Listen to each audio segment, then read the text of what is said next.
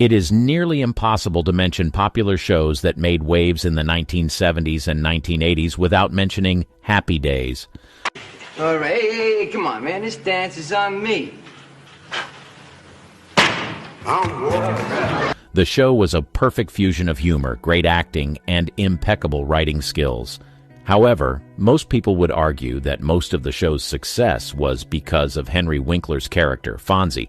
This video reveals certain little-known facts about the making of the show and the drama that transpired during the filming process and beyond. Pinky and Fonzie didn't get along well. One thing that is common among a lot of iconic shows is the fact that people often assume that the lovebirds in the shows are also attracted to each other in real life. Perhaps the couples in the shows play their roles so well that people begin to believe that they are actually in love with each other in reality. This was the case for Fonzie and Pinky on Happy Days. Anyone who watched the show knew that Fonzie was one of the most admired actors on Happy Days. The audiences were drawn to the handsome young man who had the power to fix things with the bang of his fist, and also had cute girls at his beck and call. Things got even more interesting in the fourth season when the writers decided that it was time for Fonzie to have a romantic story. He got involved with the sassy and tough female character called Pinky Tuscadero.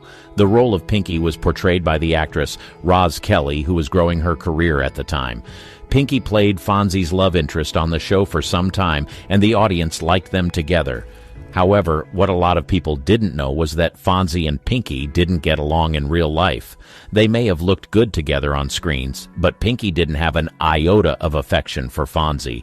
Interestingly, she also didn't get along with other cast members, and it wasn't long before she got written off from the series. The original name of the show was not Happy Days. Although it seems like the name Happy Days was the perfect name for the show, it was not the original name of the show. The show's creator, Gary Marshall, actually thought that the name Cool would be the best name for the show.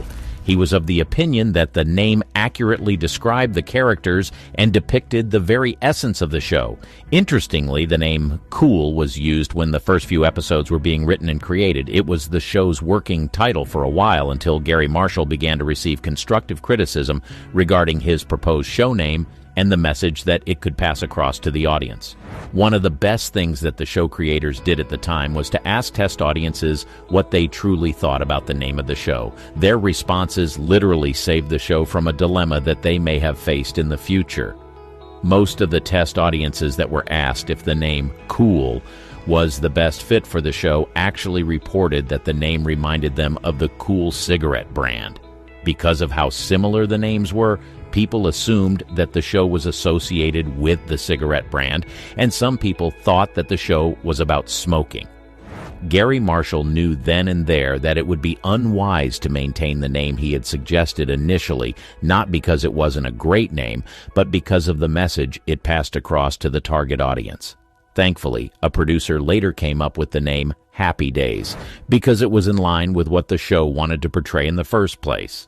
The name Happy Days was accepted, and it turned out to be a perfect depiction of the show's message. Happy Days was supposed to be set in a different decade. Most people who were avid lovers of Happy Days were drawn to the show for several reasons.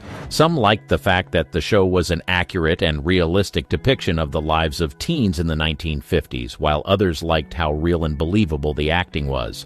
While all these details about the show are true, not many people are aware of the fact that the show was supposed to be set in an alternative decade. Happy Days was actually supposed to be a show about young people in the 1920s, not in the 1950s. When Gary Marshall was first approached with the idea of making a period-piece sitcom, he was interested in the idea, but he wasn't fully on board with the fact that the original plan was for the show to be set in the 1920s. He made it abundantly clear that he didn't know much about the 1920s, and it would be nearly impossible to create a realistic teen show based on the 1920s era without including scenes with alcohol and drugs. He further revealed that he would only be able to create the show if it is set in the 1950s, during his childhood days. He knew the importance of creating a show that will tell the true and raw story about a particular era or decade. He would only be able to make a series centered on his childhood years because he got to experience firsthand what it felt like to be a teenager around that time. When he expressed this, the network was not on board. They claimed that no one would want to watch a show that is set in the 1950s, but Gary was hell-bent on proving that he could create a series that presented an idealized view of life in the 50s and 60s through the lens of young people. He did just that, and decades later, the show is still being talked about.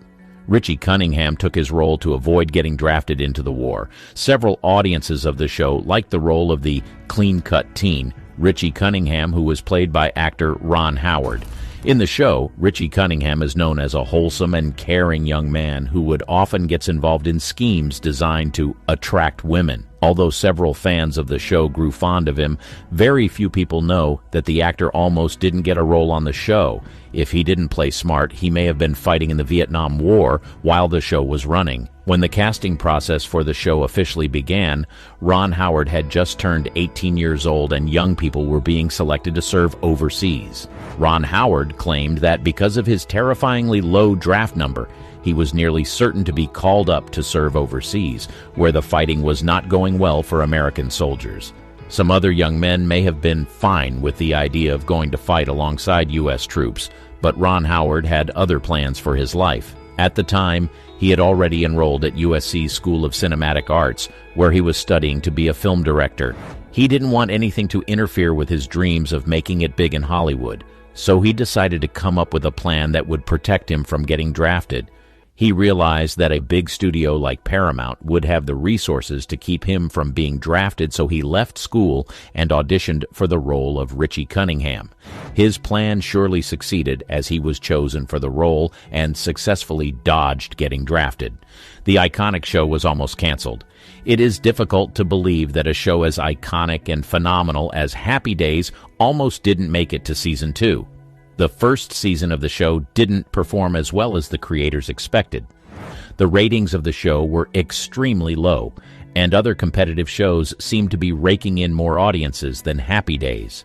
In order to stop the show from being canceled, the creators of the show had to come up with a new strategy that featured Henry Winkler's character, Fonzie, in a larger role. The strategy worked almost immediately, as the handsome Fonzie became the center of attraction on the show. His larger roles were the turning point of the series and essentially saved the show from being canceled. It is safe to say that Henry Winkler made Happy Days the iconic and groundbreaking show that it is remembered as. What do you think made Happy Days stand out from other shows in its time? Let us know in the comment section and check out the next video in this series.